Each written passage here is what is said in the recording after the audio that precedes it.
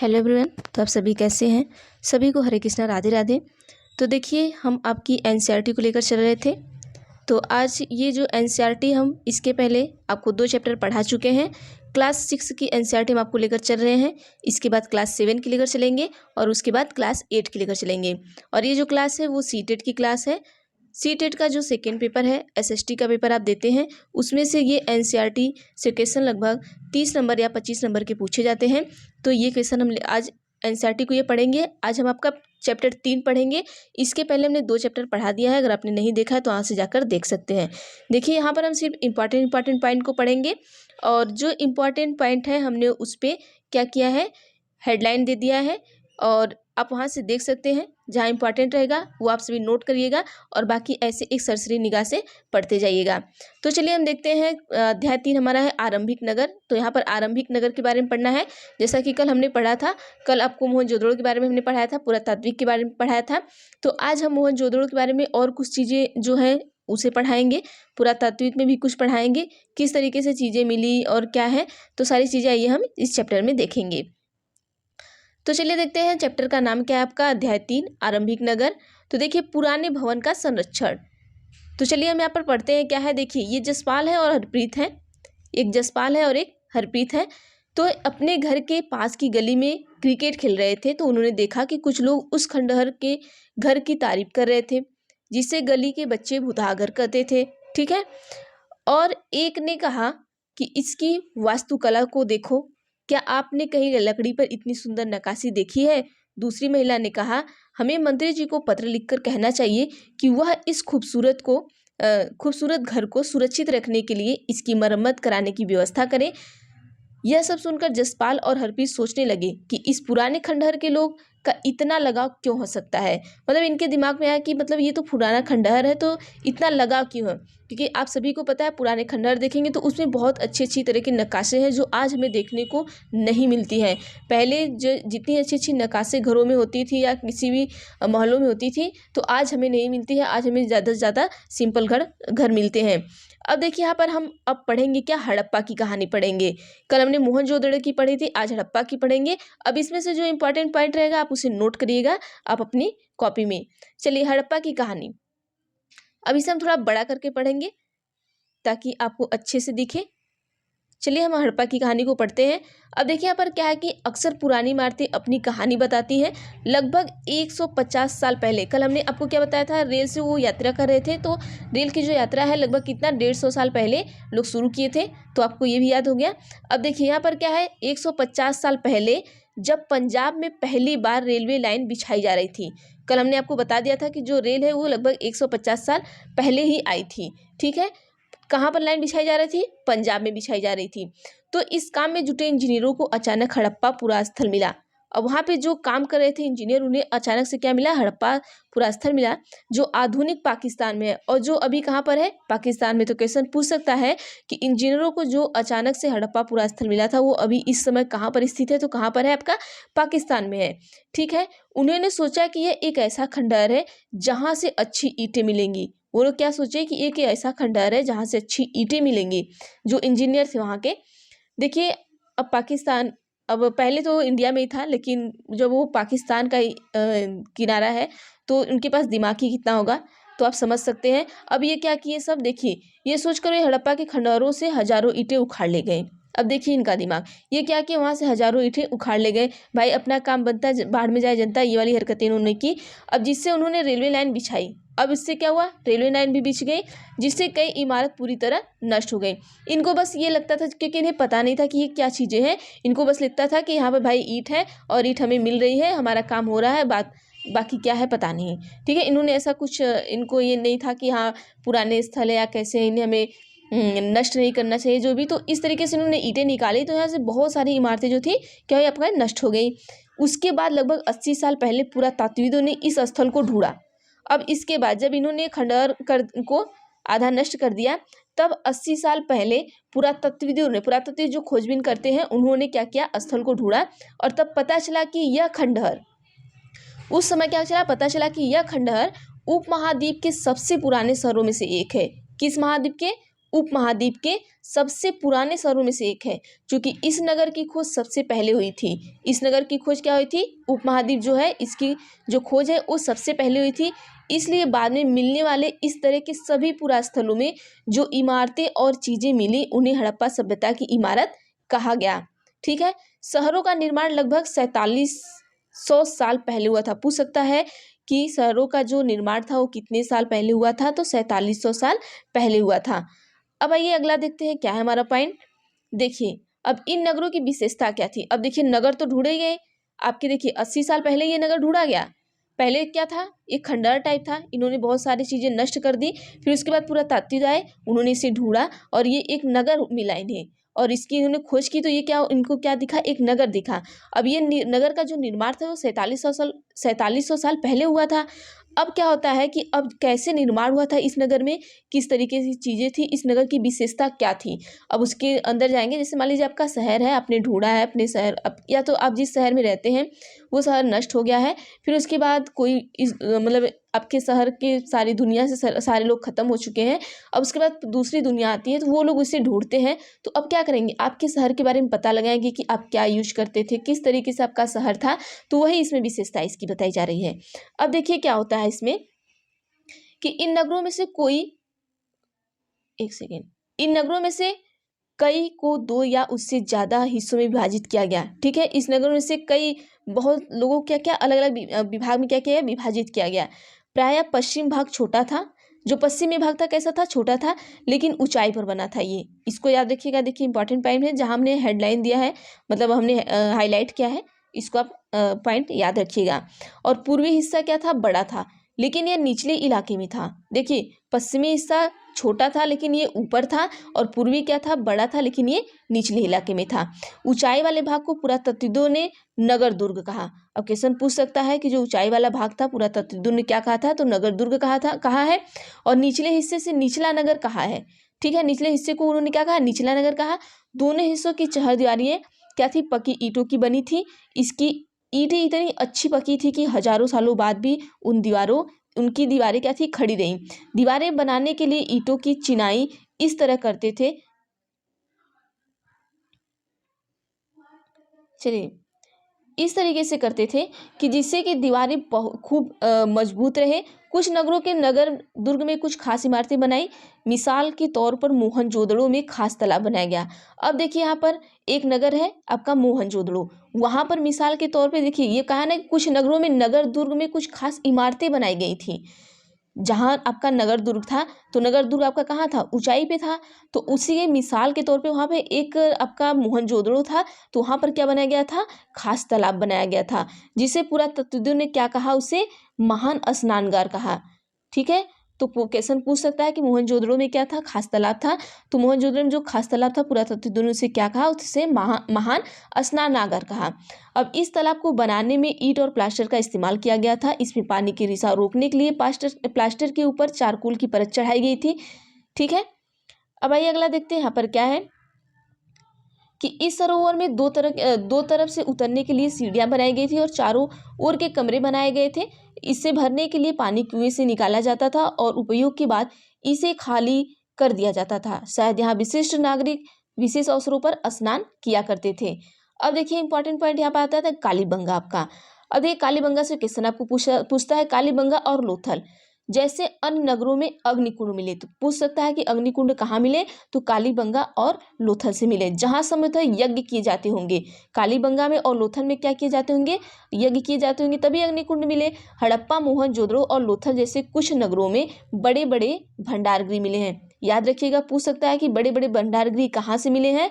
तो मोहनजोदड़ो और लोथल से मिले हैं। अब आइए पॉइंट अगला देखते हैं क्या है हमारा यहाँ पर कुछ।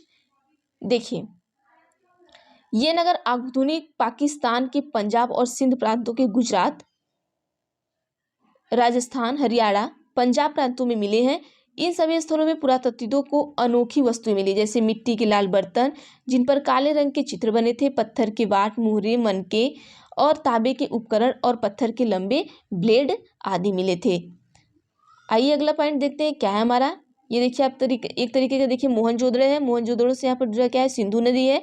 ये देखिए यहाँ पर झेलम नदी है, चेनाब नदी है, रावी है, यहाँ पर आपका हड़प्पा हो गया, यहाँ राखीगढ़ी हो गया, यहाँ कालीबंगा हो गया, यहाँ गंभीरी वाला हो गया, यहाँ चंदुहड़ो हो गया और सोतोक्का हो गया। देखिए जो जो इसमें पॉइंट में दिया है इसके बारे में आपको पढ़ना है, यहीं से क्वेश्चन पूछता है। मोहनजोदड़ो से पूछेगा, कालीबंगा से पूछेगा, चंदुहड़ो से पूछेगा, राखीगढ़ से पूछेगा, तो ये आप याद रखिएगा। अगला पॉइंट देखिए, ये महान स्नानगढ़, देखिए यही आपका है, ये आपका क्या है, महान स्नानगढ़ है। ये कहाँ पे मिला है, ये मोहनजोदड़ो में मिला है। आपको देखिए यहाँ पर इस तरीके का ये टंकी बना हुआ है, इसी के आसपास कुआं है, इसी से पानी को क्या करते थे, कुएं से निकाल के इसमें भरते थे और नहाने के बाद फिर इसको खाली कर दिया जाता था। अब आइए अगला देखते हैं, यहाँ पर क्या है, भवन, नाले और सड़कें। तो यहाँ पे जो इस नगर की जो भवनें थे, नाले थे, सड़कें थे, वो कैसे थे, तो हम इसको भी देख लेंगे। चलिए देखते हैं यहाँ पर क्या है, इन नगरों के घर आमतौर पर ये क्या 2 मंजिल होते थे। देखिए उस टाइम पर भी यहाँ पे जो नगर थे उसके जो घर थे आमतौर पे क्या होते थे, एक या 2 मंजिले होते थे। घर के आंगन के चारों ओर कमरे बनाए जाते थे। अधिकांश घरों में एक अलग स्नान घर होता था और कुछ घरों में कुएं भी होते थे। ठीक है, कई नगरों में ढके हुए नाले थे, इन्हें सावधानी से सीधी लाइन में बनाया जाता था। हर नाली में हल्की ढलान होती थी ताकि पानी आसानी से बह सके। अक्सर घरों की नालियों में सड़कों की नालियों से क्या किया जाता था, जोड़ दिया जाता था। जो घर की नालियाँ थी वो सड़कों की नालियों से जोड़ी जाती थी और नालों के ढके होने के कारण इनमें जगह जगह पर मनहोल बनाए गए थे। जैसे अभी इस टाइम भी मनहोल आपके बनाए जाते हैं।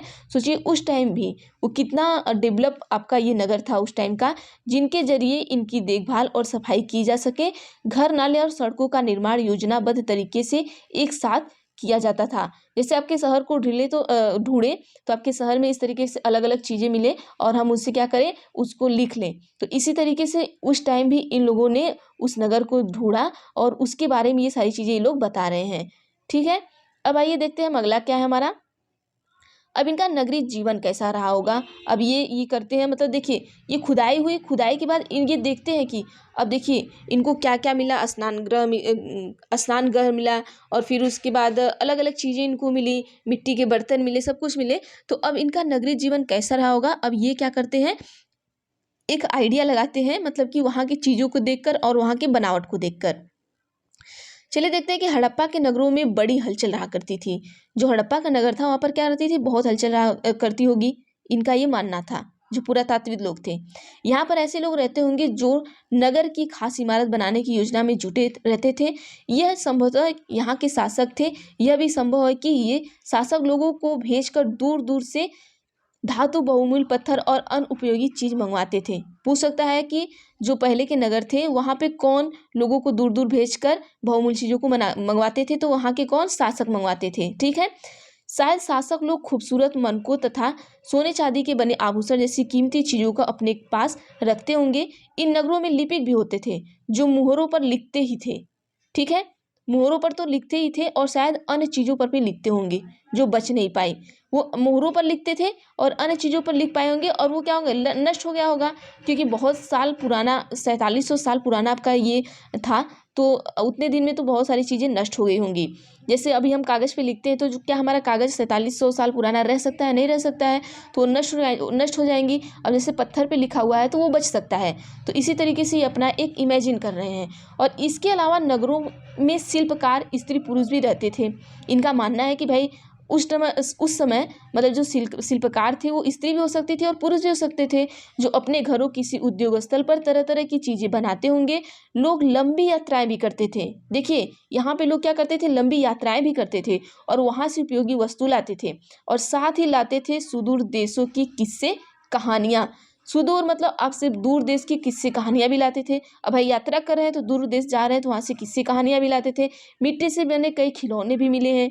उस टाइम पे क्या खिलौने भी मिले हैं जिससे बच्चे खेलते होंगे। अब भाई इस टाइम हम खेल रहे हैं उनसे, तो हो सकता है हम इमेजिन यही ना करेंगे कि उस टाइम पे हमें खिलौने मिले हैं तो लोग खेलते ही होंगे उससे। अब देखिए यहाँ पर ये क्या है, सबसे ऊपर मोहनजोदड़ो। चलिए थोड़ा हम इसको छोटा करके आपको फिगर दिखा देते हैं। देखिए सबसे ऊपर क्या है, मोहनजोदड़ो की एक सड़क जिसमें बना नाला। ये क्या आपका मोहनजोदड़ो की एक सड़क है जिसमें एक नाला बना है। अब देखिए यहाँ पर क्या है, आइए इसको ऐसे देखते हैं। चलिए अब बाईं ओर क्या है, हड़प्पा की मुहर की एक मुहर। देखिए ये क्या आपका है, हड़प्पा की एक मुहर है। यहाँ पे ये देख सकते हैं हड़प्पा की एक मुहर है। अब उसके बाद क्या दिया है इसमें कि इस मुहर के ऊपर के चिन्ह एक खास लिपि में है। देखिए आपको ये खास लिपि में दिख रही है। उप महाद्वीप में पाए गए लेखन का यह प्राचीनतम उदाहरण है। विद्वानों ने इसे पढ़ने की कोशिश की है, इसको कोशिश की है विद्वानों ने पढ़ने की, लेकिन यह पता नहीं चल पाता है कि इसका अर्थ क्या है। ठीक है, अब भाई इसको हम पढ़ने की कोशिश करें तो इसे हमें क्या समझ आए कि इसका अर्थ क्या है, ये क्या लिखा है किस तरीके से, तो ये कोई पढ़ नहीं पाया।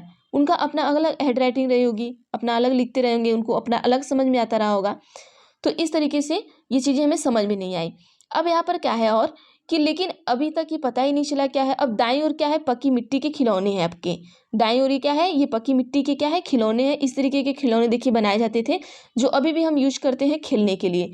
तो जो पुरातत्व थे वो अपना एक दिमाग लगाए कि ठीक है, अगर ये खिलौने मिले हैं तो उस टाइम बच्चे इससे खेलते रहे होंगे। हो सकता है हम ये भी हो सकता है बच्चे खेलते नहीं रहेंगे, इसका कोई और यूज हो, लेकिन हम अपने हिसाब से इसका एक आइडिया लगाते हैं कि इससे क्या होता रहा होगा। अब नगर और नए शिल्प। नगर में देखिए नए शिल्प किस तरीके से थे, हम इसको भी देखते हैं। आओ अब ऐसी कुछ चीज़ों के बारे में अध्ययन करें जो हड़प्पा के नगरों से प्राप्त हुई हैं। कहाँ से प्राप्त हुई हमें, हड़प्पा के नगरों से। पुरातत्विक को जो चीज़ें वहाँ मिली हैं उनमें अधिकतर क्या थे, पत्थर, शंख, तांबे, कांसे, सोने चांदी जैसी धातुएं से बनाई गई तांबा और कांसे औजार, हथियार, गहने और बर्तन बनाए जाते थे। सोने और चांदी गहने और बर्तन बनाए जाते थे। देखिए ये पूछ सकता है कि हड़प्पा नगर में कौन कौन सी हमें धातु की वस्तुएं मिली है, तो आपको तांबा मिला है, कांस मिला है, सोना मिला है, चांदी मिला है, इस तरीके से। तो ये पॉइंट आप नोट करिएगा। ठीक, अब देखिए क्या है कि यहाँ मिली सबसे आकर्षक वस्तु में मन के बाट और फलक है। तो पूछ सकता है कि आपके जो मोहनजोदड़ो या जो हड़प्पा था, तो हड़प्पा में सबसे आकर्षक वस्तु आपको क्या मिली, तो क्या मिली, मन के बाट और फलक। इन्हें भी याद रखिएगा आप। अब आइए देखते हैं यहाँ पर हम हड़प्पा सभ्यता के लोग पत्थर की मुहर बनाते थे। हड़प्पा के लोग क्या करते थे कि पत्थर की मुहर बनाते थे। इन आयताकार मुहरों पर सामान्यतः जानवरों के चित्र मिलते हैं। देखिए जो मुहर बनाते थे वहां पर क्या अभी चित्र आपको हम दिखाए हैं ऊपर, वो मिले हैं। हड़प्पा सभ्यता के लोग काले रंग के डिजाइन किए हुए खूबसूरत लाल मिट्टी के बर्तन बनाते थे। देखिए डिजाइन के लाल मिट्टी के बर्तन भी ये लोग बनाते थे। अब देखिए यहाँ पर क्या है, देखिए अध्याय 2 में तुमने जिन गांवों के बारे में पढ़ा, क्या वहाँ भी धातु का उपयोग होता था? आप हमें कमेंट बॉक्स में बताएंगे कि जब हमने आपको मोहनजोदड़ो का चैप्टर 2 पढ़ाया था वहाँ पर सारी चीज़ें, तो क्या वहाँ धातु का प्रयोग होता था कि नहीं होता था? आप कमेंट हमें करेंगे। क्या वे पत्थर की बाट बनाते थे? अब ये भी है। अब पत्थर की बाट के बारे में पहले हम पढ़ते हैं, उसके बाद हम आगे देखते हैं। देखिए बाट का मतलब क्या होता है, जिससे हम तौलते हैं या वजन करते हैं वो चीज़ें। तो देखिए यहाँ पर क्या है कि पत्थर की बाट देखो कितनी ध्यान से और उपयुक्त तरीके से इन बाटों को बनाया गया है। देखो इसका जो सर्कल आप सभी देख सकते हैं कितने अच्छी तरीके से इन्हें बनाया गया है, तो आप देख सकते हैं। अब देखिए यहाँ पर क्या है, इन्हें चर्ड पत्थर से बनाया गया था। चर्ड एक पत्थर का नाम है, उससे बनाया गया था। तो पूछ सकता है कि जो बाट बनाए गए थे वो किस पत्थर से बनाए गए थे, तो चर्ड पत्थर से बनाया गया था। इन्हें शायद बहुमूल्य पत्थर और धातुओं के तौलने के लिए बनाया गया होगा, जैसे सोना चांदी जो बहुत उस टाइम की जो बहुमूल्य धातुएं रही होंगी उनको तौलने के लिए ये बनाया गया होगा। मध्य में बाएं, देखिए बाएं में क्या है, मन के हैं। एक सेकेंड, चलिए देखिए मध्य में बाएं मन के, और इनमें से कई कार्नियल पत्थर से बनाए गए थे। पत्थर को काटकर तराश कर मन के बनाए गए। इनके बीच छेद किए गए ताकि धागा डालकर माला बनाई जाए। देखिए ये इनके बीच में छेद किए गए ताकि इसमें धागा डाल के अलग तरीके से हम माला को बना सकें। अब देखिए मध्य में दाएं पत्थर के धारदार फलक। अब देखिए यहाँ पर क्या है, नीचे दाएं कढ़ाईदार वस्त्र। अब देखिए यहाँ पर कढ़ाईदार वस्त्र भी बनाया गया। एक महत्वपूर्ण व्यक्ति की पत्थर की बनी मूर्ति। देखिए ये वस्त्र नीचे इसका वो जो वस्त्र पहना है वो कढ़ाईदार है। देखिए यहाँ पर आप वस्त्र है, और उसके बाद ये पत्थर की मूर्ति। और यहाँ पर देखिए और क्या मिलता है कि मोहनजोदड़ो से मिली थी। ये पूछ सकता है कि जो आपके कढ़ाईदार वस्त्र थे और पत्थर की मूर्ति कहाँ से मिली थी, तो मोहनजोदड़ो से मिली थी। इसमें कढ़ाईदार वस्त्र पहने दिखाया गया है। ये देखिए जो मूर्ति है इसमें कढ़ाईदार वस्त्र को पहने हुए इसको दिखाया गया है। अब देखिए संभवतः 7000 साल पहले, ठीक है। अब हम आते हैं मेहरगढ़ की बात करते हैं। अब संभवतः 7000 साल पहले मेहरगढ़ के कपास की खेती होती थी। पूछ सकता है कि संभवतः 7000 पहले मेहरगढ़ में किसकी खेती होती थी, या पूछ सकता है नॉर्मल कि मेहरगढ़ में किसकी खेती होती थी, तो कपास की खेती होती थी। मोहनजोदड़ो से कपड़े के टुकड़े के अवशेष ठीक है। मोहनजोदड़ो से क्या मिले थे? कपड़े के टुकड़ों के अवशेष, चांदी का एक फूलदान मिला था, फूलदान के ढक्कन तथा कुछ अन्य तांबे की वस्तुएं से चिपके हुए मिले हैं। ठीक है, ये याद रखिएगा ये पॉइंट आप सभी कि मोहनजोदड़ो से क्या क्या मिला था। पक्की मिट्टी तथा फ्रेयन से बनी तकलियां सूत कताई का संकेत देती है। वहां से देखिए यहाँ पर क्या है, पक्की मिट्टी, फ्रेयन से बनी तकलियां, सूत, ये सब किसका आपको संकेत देती है? कताई का। मतलब कि उस टाइम अगर जब मेहरगढ़ से आपके कपास मिले तो उस टाइम हो सकता है सूत की कताई होती रही होगी। तो ये एक इमेजिन करते हैं लोग। अब इसमें देखिए और क्या है कि इनमें से अधिकांश वस्तुओं का निर्माण विशेषज्ञों ने किया था। विशेषज्ञ उसे कहते हैं जो किसी खास चीज को बनाने के लिए खास परीक्षण लेता है। ठीक है, उसी को हम क्या कहते हैं? विशेषज्ञ कहते हैं। जैसे पत्थर तराशना, मनके चमकाना या फिर मुहरों पर पच्चीकारी करना आदि। अब पृष्ठ संख्या 28 पर चित्र देखो कि मूर्ति का चेहरा कितनी आकर्षक ढंग से बनाया गया है। अभी हमने आपको मूर्ति दिखाया और उसमें देखिए कितनी अच्छी तरीके से दाढ़ी को उसके दर्शाया गया है। यह किसी विशेषज्ञ मूर्तिकार का ही काम हो सकता है। कोई विशेषज्ञ इसको बना सकता है, आम लोग तो बना नहीं सकते। देखिए कितने बढ़िया तरीके से इनको वस्त्र पहनाया गया है, कितने बढ़िया तरीके से इनका दाढ़ी और कितने अच्छे से इनके फेस को बनाया गया है। तो कोई पहले विशेषज्ञ रहते होंगे तभी तो इन्होंने बनाया है। अब आइए यहाँ पर देखते हैं क्या है कि देखिए हर व्यक्ति विशेषज्ञ नहीं हो सकता, आप सभी को पता है, क्योंकि अभी भी हम देखते हैं कि हर व्यक्ति विशेषज्ञ नहीं हो सकता। हमें यह पता नहीं है कि क्या सिर्फ पुरुष ही ऐसे कामों में परीक्षण हासिल करते थे या फिर केवल महिलाएं ही। उस टाइम का ये पता नहीं कर पाए कोई लोग, लेकिन शायद कुछ महिलाएं पुरुष दोनों इस काम में दक्ष थे। हो सकता है जैसे इस टाइम में महिलाएं और पुरुष दोनों काम में दक्ष हैं, तो उस समय भी ये लोग भी दक्ष रहते होंगे। अब आइए अगला देखते हैं क्या है। फ्रेयंस क्या है हमारा? फ्रेयंस क्या है? पत्थर और शंख प्राकृतिक तौर पर पाए जाते हैं। ठीक है, पत्थर और शंख प्राकृतिक तौर पर पाए जाते हैं। आप सभी को पता है कि पत्थर कोई बनाता नहीं है, ना कोई शंख बनाता है, ये प्राकृतिक तौर पर आपको प्राप्त होते हैं।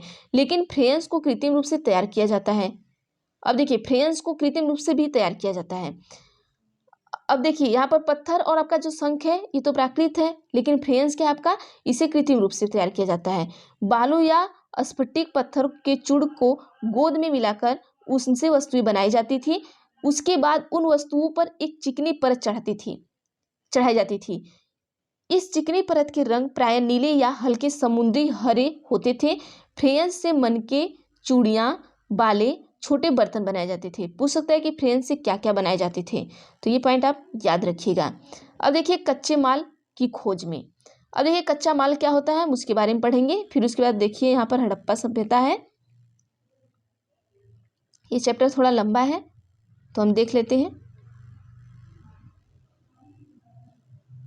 चलिए हम फटाफट से देखेंगे चीज़ों को। अब बहुत ज़्यादा नहीं है, बस थोड़ा सही है। कच्चे माल में कुछ है नहीं, तो अभी इसे फटाफट से हम देख लेंगे।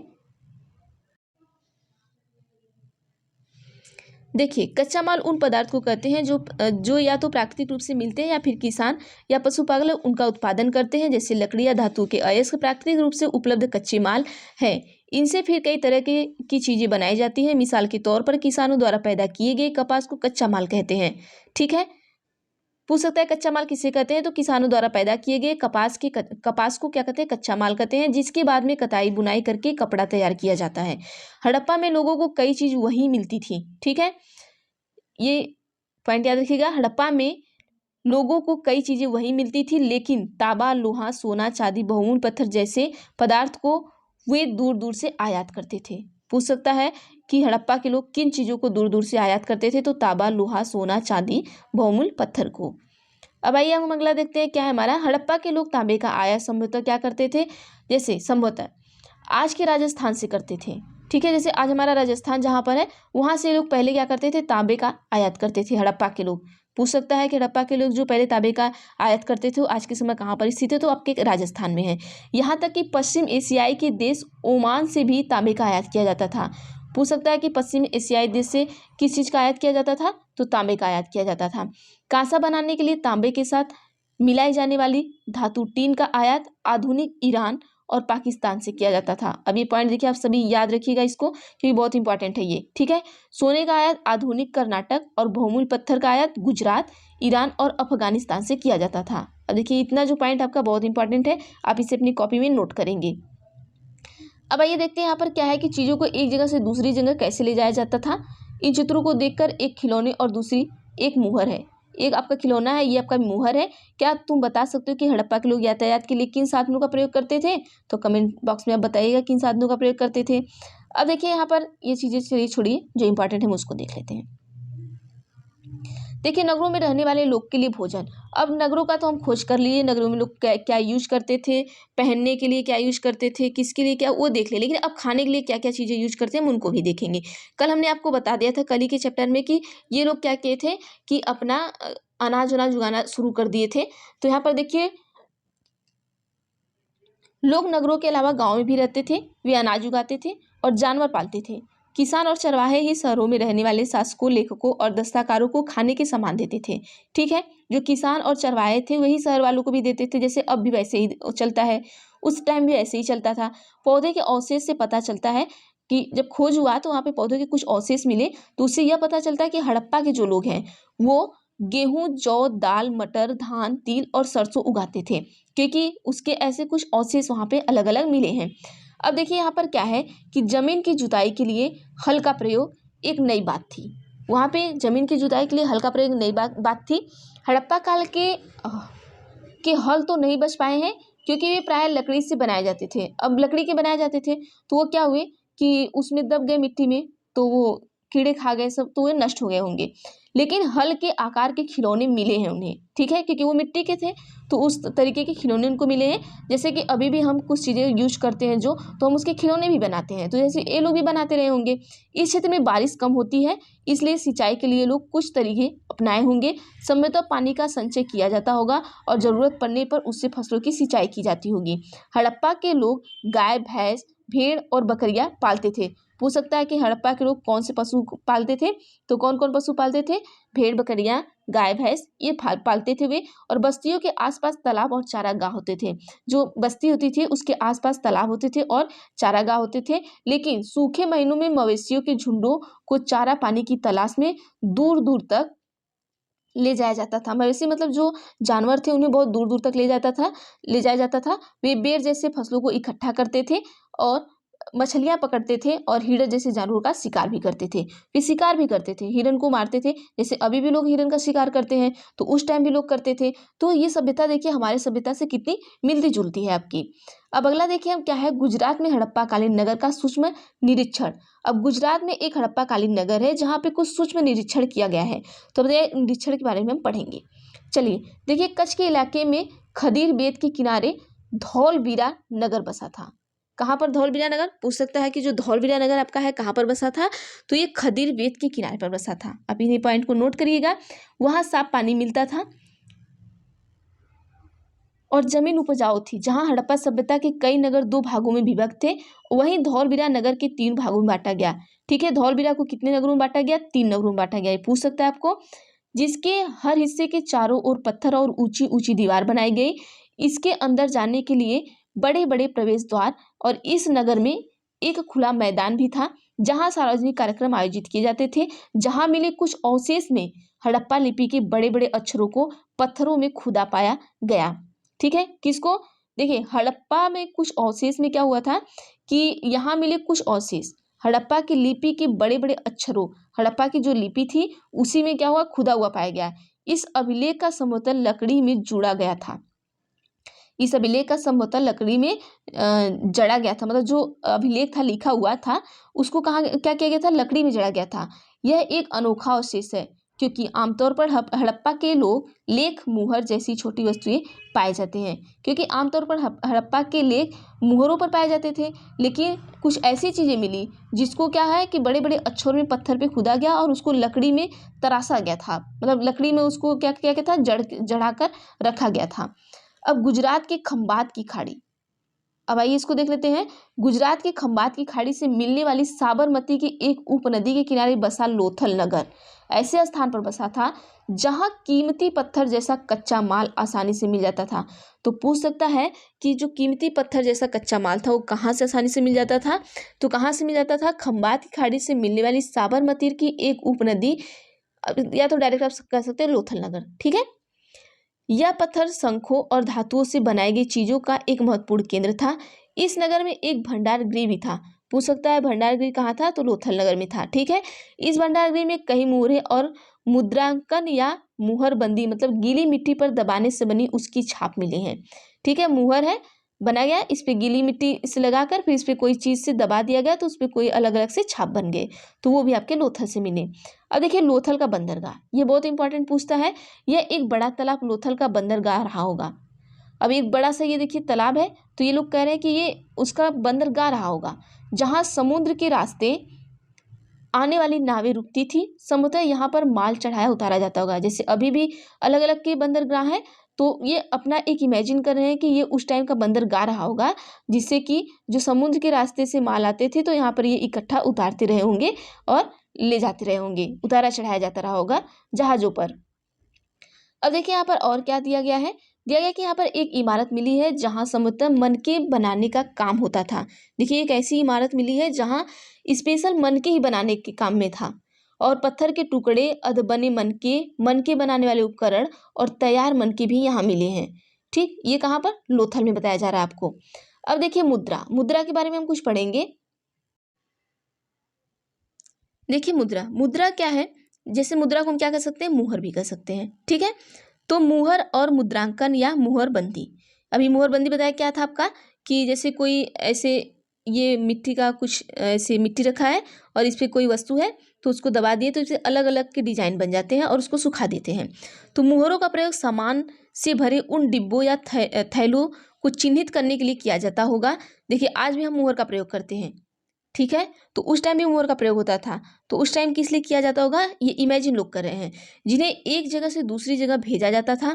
थैलों को बंद करने के बाद उनके मुहानों पर गीली मिट्टी पोत कर उन पर मुहर लगाई जाती थी। मुहर की छाप को मुहरबंदी कहते हैं। जैसे अभी भी हम क्या करते हैं, इसका किसका, गोंद का हम मुहर लगाते हैं ना, जैसे हमारी दूर दूर से सामान आती तो मुहर लगाकर मुहर ठप्पा उसको लगाते हैं ताकि वो निकले ना। तो इस तरीके से उस टाइम भी ये लोग यूज किया करते रहे होंगे। अगर आप टूटी हुई नहीं होती थी तो यह साबित हो जाता था, सॉरी, अगर यह छाप जो छाप था अगर वह टूटी हुई नहीं है तो यह साबित हो जाता था कि सामान के साथ छेड़छाड़ नहीं हुई है। जैसे अभी भी हम लोग मुहर लगाकर भेजते हैं, रेड कलर का आप देखेंगे अलग अलग से मुहर ऐसे ऐसे लगे होते हैं, तो अगर ये मुहर अगर हम तोड़ेंगे तो ये बीच से टूट जाएगी, फिर उसको हम जोड़ नहीं पाते हैं, तो हमें पता चलता है कि हमारे सामान के साथ छेड़खानी हुई कि नहीं। तो ये लोग भी ऐसे यूज करते थे, सोचिए उस टाइम में ऐसा ये लोग करते थे। अब आइए हम देखते हैं सभ्यता के अंत का रहस्य क्या है। अब देखिए अंत का ये रहस्य हम क्या देख लेते हैं। अभी आपका लास्ट है, लगभग 3900 साल पहले एक बड़ा बदलाव देखने को मिलता है। अचानक लोगों ने इन नगरों को छोड़ दिया। ठीक है, अब उसके बाद एक बहुत बड़ा बदलाव मिलने होता है, फिर अचानक से लोगों ने इसको नगर को छोड़ दिया। लेखन, मुहर और बटों का प्रयोग बंद हो गया। दूर दूर कच्चे माल का आयात काफी कम हो गया। मोहनजोदड़ो में सड़कों पर कच्चे के ढेर बनने लगे। जल निकास प्रणाली नष्ट हो गई और सड़कों पर ही झुग्गी नुमा घर बनाए जाने लगे। अब देखिए आखिर हुआ क्या, अब यह सब क्यों हुआ, कुछ पता नहीं। ठीक है, इसका कुछ भी पता नहीं कि क्यों हुआ। कुछ विद्वानों का कहना है कि नदियां सूख गई थी, अन्य का कहना है कि जंगलों का विनाश हो गया था। इसका कारण ये हो सकता है कि ईंट पकाने के लिए ईंधन की जरूरत पड़ती थी। इसके अलावा मवेशियों के बड़े बड़े झुंड से चारागाह और घास वाले मैदान समाप्त हो गए होंगे। कुछ इलाकों में बाढ़ आ गई, लेकिन इस कारणों से यह स्पष्ट नहीं हो पाता है कि सभी नगरों का अंत कैसे हो गया। अब इसका नगर का अंत हो गया, अब ये किसी को समझ नहीं आता, लोग अपना अपना तथ्य देते हैं, क्योंकि बाढ़ और नदियों के सूखने का असर कुछ ही इलाकों में हुआ होगा। ठीक है, अब कुछ लोग कहते हैं कि बाढ़ नदी के सूखने से हुआ होगा, लेकिन हो सकता है कुछ ही इलाकों में हुआ होगा, सारे एक इकट्ठा तो सारे नदी सूख नहीं गए होंगे। ऐसा लगता है कि शासकों का नियंत्रण समाप्त हो गया। कुछ लोग का कहना है कि हो सकता है शासकों का नियंत्रण समाप्त हो गया होगा। जो भी हो, परिवर्तन का असर बिल्कुल साफ दिखाई देता है। आधुनिक पाकिस्तान के सिंध और पंजाब की बस्तियां उजड़ गई थी। ठीक है, जो आधुनिक पाकिस्तान है वहाँ पे जो सिंध का हिस्सा था और पंजाब का था, वहाँ की जो बस्तियां थी वो उजड़ गई थी। कुछ लोग पूर्व और दक्षिण के इलाकों में नई और छोटी बस्ती में जाकर बस गए। इसके लगभग 1400 साल बाद नए नगरों का विकास हुआ। ठीक है, अब ये नए नगरों के बारे में हम कब पढ़ेंगे आप, 5 और 8 में पढ़ेंगे। अध्याय 5 और अध्याय 8 जब चलेगा तो उसमें हम पढ़ेंगे। अब देखिए बहुत ये था, सारी चीज़ें तो हम खोज लिए, लेकिन किसी को ये नहीं पता चला कि आखिर ये नगर नष्ट कैसे हुए। तो लोग अपना इमेजिन करने लगे, हो सकता है पानी सूख गया होगा, हो सकता है राजा लोगों के शासक खत्म हो गए होंगे। तो कुछ लोग का कहना है कि हो सकता है कि पेड़ पौधे सूख गए होंगे, लेकिन कोई ये स्पष्ट तथ्य नहीं दे पाया कि किस कारण ये नगर जो है समाप्त हो गए। अब देखिए अन्यत्र क्या है, आपने एटलस में मिस्र ढूंढो, ये सब चीज़ें तो ये बच्चों के करने के लिए है, आपको नहीं है तो इसको छोड़ देते हैं। और यहाँ पे देखिए अच्छा कुछ इंपॉर्टेंट चीज़ें जिसे हम देख लेते हैं। देखिए लगभग 5000 साल पहले मिस्र में शासन करने वाले राजाओं ने सोना, चांदी, हाथी दांत, लकड़ी और हीरे जवाहरात लाने के लिए अपनी सेनाएं दूर दूर तक भेजी, लेकिन बड़े बड़े मकबरे बनवाए जिन्हें पिरामिड के नाम से ही जाना जाता है। जिन्हें हम क्या करते हैं, पिरामिड के नाम से जानते हैं। ये आपका क्या है, पिरामिड है। ठीक है, राजाओं के मरने पर उनके शव को उन्हीं पिरामिडों में दफनाकर सुरक्षित रखा जाता था। ये जो पिरामिड है इसी में क्या होता था, राजाओं के शव को दफनाया जाता था और इन शव को मम्मी कहा जाता है। इन्हीं को क्या कहा जाता है, मम्मी कहा जाता है। उनके शव के साथ और भी अनेक चीजें दफनाई जाती थी। कल हमने बताया था कि उनके शव, उनका ये मानना था कि जो ये लोग हैं ये जब ऊपर जाएंगे तो इन चीज़ों की ज़रूरत पड़ेगी, जैसे खाने पीने की चीज़ें हैं, फिर वस्त्र हैं, गहने हैं, बर्तन हैं, वाद्य यंत्र हैं, हथियार है, जैसे जो जो चीज़ें यूज करता था, जिसको लगता था कि हाँ इन्हें इस चीज़ की ज़रूरत होगी, तो वो क्या करते थे, उनके शव के साथ इसमें दफना देते थे कि ये ऊपर जाएंगे तो इसका यूज करेंगे, उन्हें ऊपर पता नहीं मिलेगा कि नहीं मिलेगा। ये उन लोग का मानना था। कभी कभी शव के साथ उनके सेवक और सेविकाओं को भी दफना दिया जाता था, उनको जिंदा ही दफना दिया जाता था, क्योंकि हो सकता है कि अगर जैसे राजा हैं तो राजा मर गए, अब राजा के सेवक सेविका को भी उसमें दफना दिया जाता था कि भाई तुम यहाँ सेवा की हो तो ये ऊपर जाएंगे तो इनको कोई नहीं मिलेगा, तो आप ही जाओ आप सेवा करो, तो इनको भी दफना दिया जाता था। दुनिया के इतिहास में शवों को दफनाने की परंपरा को देखते हुए मिस्र में सबसे ज्यादा धन दौलत खर्च किया जाता था। जो आपका मिस्र था, मिस्र में ही सबसे ज्यादा धन दौलत, मतलब शव को सिर्फ दफनाने के लिए बहुत ज्यादा धन दौलत वहां पर खर्च किया जाता था। तो देखिए अब हम पढ़ लिए किसके बारे में, मिस्र के बारे में। और देखिए अधिकांश भाग कहाँ पर है मिस्र का, आपका रेगिस्तान में। तो पूछ सकता है कि नील नदी के आसपास वाले इलाकों को छोड़कर मिस्र का जो अधिकांश भाग है वो कहाँ पर है, रेगिस्तान में है। तो ये आप नोट कर लीजिएगा और ये पढ़ लीजिएगा। पिरामिड के बारे में भी पूछ सकता है कि पिरामिड क्या है, तो पिरामिड में क्या होता था, शव को दफनाया जाता था। तो पूछ सकता है जो शव को दफनाया जाता था तो उसे क्या कहते हैं, तो उसे मम्मी कहते हैं, ये भी कहा जाता था। और पूछ सकता है कि किस सभ्यता में पिरामिड में अगर शव को दफनाया जाता था तो उन्हें खाने पीने की चीज़ें दी जाती थी, ये भी पूछ सकता है आपसे। तो ये चीज़ें आप नोट करिएगा। तो चलिए हम अगला पढ़ते हैं। अगला क्या है आपका, चलिए अब ये तो खत्म हो गया। अब आइए हम आपको बताते हैं इंपॉर्टेंट क्या चीज़ें हैं, वहाँ पे आप पढ़ लीजिएगा। देखिए उपयोगी सब जैसे नगर के बारे में पढ़ लीजिए, नगर दुर्ग के बारे में, शासक के बारे में, लिपिक जो थे, मोहरे थे, शिल्पकार थे, धातु थे, विशेषज्ञ थे, कच्चा माल, हल और सिंचाई। इतना पॉइंट आप पढ़ेंगे तो यहाँ से आपको पेपर में क्वेश्चन मिल जाएगा। अब बाकी ये देखिए आपका जैसे तांबा है सुमेलित करना है, जैसे अभी हमको बताएं कि तांबा कहाँ से मिलता है, सोना कहाँ से मिला, टीन कहाँ से मिला, बहुमूल्य पत्थर कहाँ से मिला, अभी ऊपर हम आपको बता दिए हैं। तो ये चीज़ें आप खोजेंगे कि आपको कहाँ से मिला है। ठीक है, चलिए अब ये मेहरगढ़ में कपास नगर का आरंभ, ये तो हम आपको बता ही दिए हैं। ठीक है, तो ये चैप्टर आपका खत्म हो गया। अगर वीडियो अच्छी लगी तो वीडियो को लाइक जरूर किया करिए आप सभी, और चैनल पर नए हैं तो चैनल को प्लीज़ सब्सक्राइब कर लीजिए और बेल आइकन को भी क्लिक कर लीजिए ताकि मैं जो भी वीडियो बनाऊँ आप तक जरूर पहुँचे। और बाकी ऐसे ही वीडियो आपको आती रहेंगी, और प्लीज़ आप सभी शेयर भी किया करिए वीडियो को। और जैसे ही ये चीज़ें खत्म होती हैं 6, 7, 8 की NCERT, वैसे ही मैं आपको पेडागोजी पढ़ाना स्टार्ट कर दूँगी। तो थैंक यू एवरीवन।